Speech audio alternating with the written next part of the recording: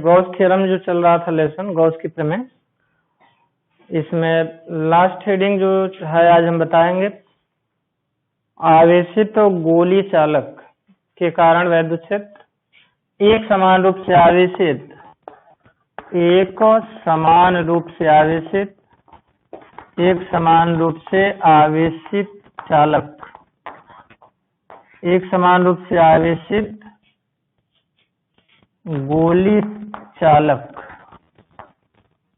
गोली चालक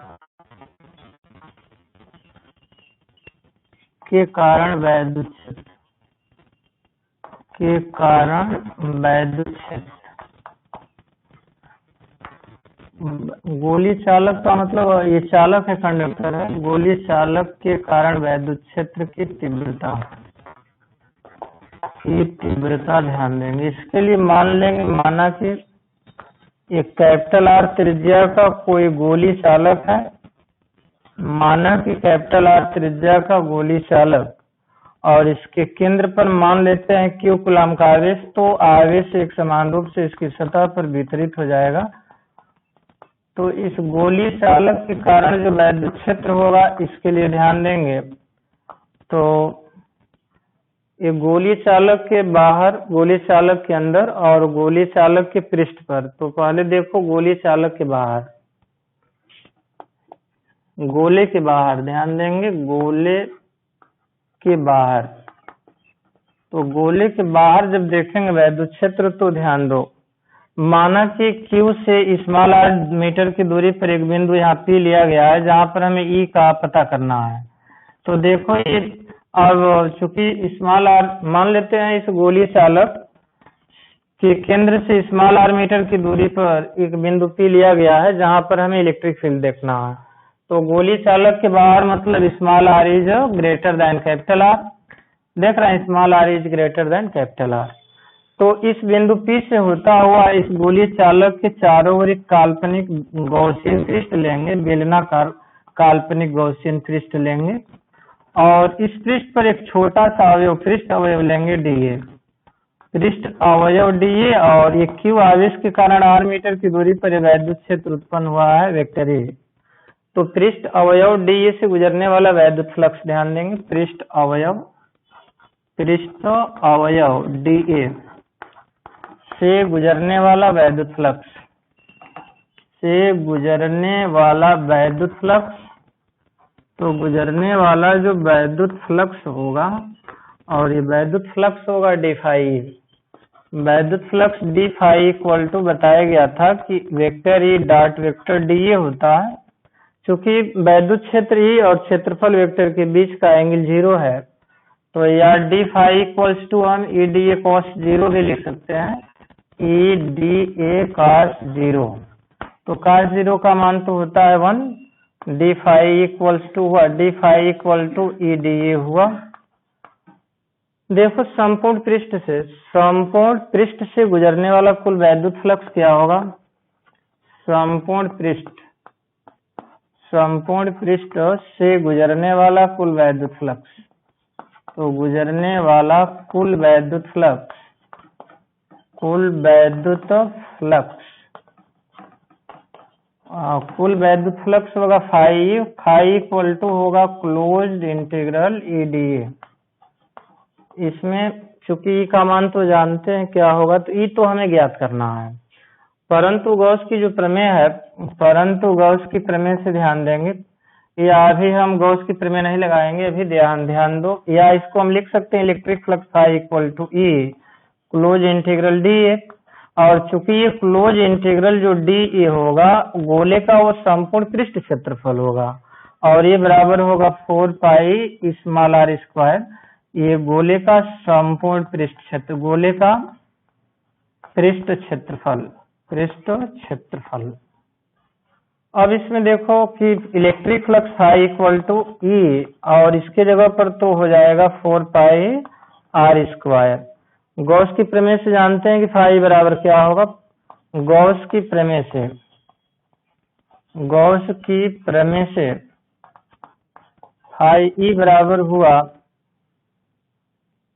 Q upon epsilon not. बताया गया था तुम लोगों को कि किसी काल्पनिक गॉसियन पृष्ठ या बंद पृष्ठ से गुजरने वाला वैद्युत फ्लक्स उस पृष्ठ से परिबद्ध कुल आवेश क्यू का 1 अपान एप्सिलॉन 0 गुना होता है, बताया गया था। इसके स्थान पर हम रख सकते हैं Q upon not epsilon equals ई और इंटू 4 पाई आर स्क्वायर। तो ई का तो हमें पता करना है, तो अब देखा जाए कि बराबर क्या होगा। तो ई इक्वल टू, ध्यान दो यहाँ, तो 1 अपान 4 पाई एप्सिलॉन 0 के और इंटू ये q upon r square, q upon r square, ये हुआ न्यूटन प्रति कूलम्ब वैद्युत क्षेत्र। अब इसके बाद देखेंगे इसे में गोले के पृष्ठ पर ध्यान दो, दूसरे नंबर पर गोले के पृष्ठ पर, गोले के पृष्ठ पर, तो गोले के पृष्ठ पर तो बताओ स्मॉल आर और कैपिटल आर में क्या संबंध होगा। देखो ध्यान से, ये बिंदु P है, यदि हम पृष्ठ पर ला दें तो स्मॉल आर का मान कैपिटल आर के क्या हो जाएगा, बराबर होगा। तो गोले के पृष्ठ पर मतलब small r equals to capital r, तो जहाँ स्मॉल आर है वहाँ क्या करोगे, कैपिटल आर लिख दोगे। तो वैद्युत क्षेत्र हो जाएगा ई बराबर 1 अपान 4 पाई नॉट एप्सिलॉन के इंटू क्यू अपान कैपिटल आर स्क्वायर, ये हुआ। और गोले के अंदर देखो, गोले के अंदर ये चालक है, गोले के अंदर क्या होगा, तो गोले के अंदर मतलब स्मॉल आर का मान, small r is less than capital r, capital r की तुलना में स्मॉल आर जब कम होगा तो बिंदु आ जाएगा गोले के अंदर। और गोले के अंदर चूंकि चालक है, कोई आवेश नहीं होगा तो वैद्युत क्षेत्र भी नहीं होगा। तो यहाँ E इक्वल्स टू क्या करेंगे, 0 करेंगे। जब आवेश Q 0 तो E का भी मान 0, समझे। इस तरह से ध्यान देंगे, आवेशित जो गोलीय चालक है उसके पृष्ठ पर कैपिटल आर स्क्वायर कर लेंगे, बाहर तो स्मॉल आर स्क्वायर करेंगे और अंदर के लिए क्या होगा, तो 0 हो जाएगा।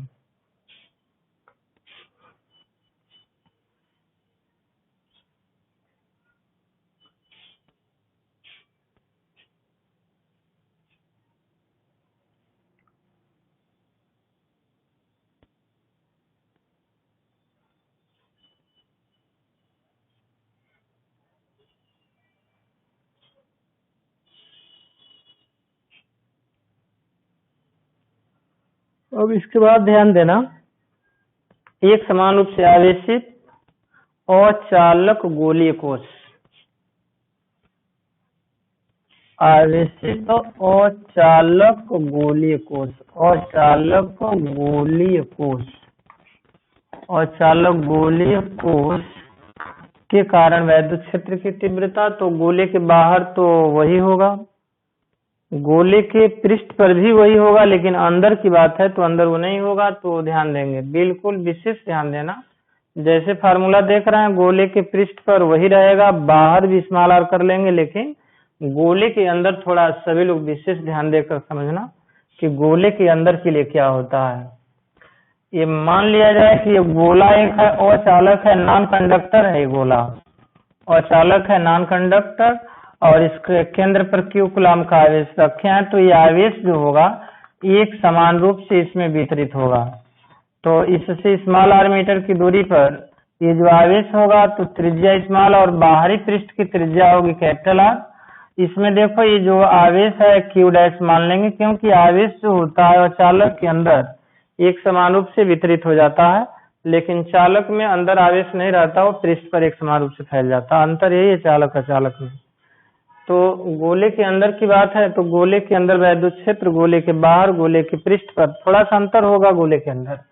तो गोलीय कोश के अंदर क्या होगा, गोलीय कोश के अंदर, चाहे गोले के अंदर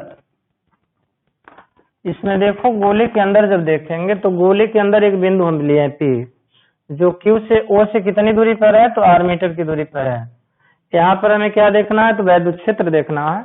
तो यहाँ भी एक पृष्ठ अवयव हम लेंगे dA, और यहाँ से गुजरने वाला जो वैद्युत फ्लक्स है तो उसको हम मान लेंगे वैद्युत क्षेत्र E होगा, धन आवेश से आवेशित है। तो गोले के अंदर पृष्ठ अवयव dA से, गोले के अंदर पृष्ठ अवयव dA से गुजरने वाला DA से गुजरने वाला वैद्युत फ्लक्स, तो गुजरने वाला वैद्युत जो फ्लक्स होगा वो वैद्युत flux d phi equal to हुआ, d phi equal to 1/4 pi, नहीं ये EDA होगा। अब डी फाई तो ये जो देख रहे हैं उससे परिबद्ध आवेश तो Q डैश है, तो यहाँ डी फाई इक्वल टू लिखा जाए तो यहाँ क्लोज इंटीग्रल डी, तो संपूर्ण पृष्ठ से गुजरने वाला वैद्युत फ्लक्स क्या होगा, संपूर्ण पृष्ठ से गुजरने वाला, संपूर्ण पृष्ठ से गुजरने वाला वैद्युत फ्लक्स, गुजरने वाला जो वैद्युत फ्लक्स होगा, संपूर्ण पृष्ठ से गुजरने वाला वैद्युत फ्लक्स होगा फाई, और फाई बराबर क्लोज इंटीग्रल ED है, या फाई इक्वल टू हुआ E close integral DA, closed integral DA। चूंकि क्लोज इंटीग्रल जो DA होता है वह बराबर होगा 4 पाई स्मॉल r स्क्वायर, और फाई तो गॉस की प्रमेय में जानते हैं कि फाई बराबर क्या होगा, गॉस की प्रमेय से Q डैश अपान ही होगा r, Q dash upon epsilon not, क्योंकि जो r त्रिज्या उससे परिबद्ध आवेश है Q डैश। अब बताओ कि हाँ हम मानते हम Q dash upon not epsilon equal to E, और इसके जगह पर 4 पाई r स्क्वायर लिखा जा सकता है, तो E इक्वल्स टू हुआ 1/4 पाई नॉट एप्सिलॉन इंटू Q अपान, ये हुआ Q डैश अपान r स्क्वायर, ये गोले के अंदर हुआ। लेकिन थोड़ा सा ध्यान देंगे, गोले का जो आयतन घनत्व होता है, आवेश का आयतन घनत्व समान होगा, इसमें आवेश का आयतन घनत्व सर्वत्र समान होगा। तो कैपिटल R त्रिज्या है तो आवेश Q है, पूरा total charge Q, small r त्रिज्या के लिए आवेश क्या माना गया है, Q डैश।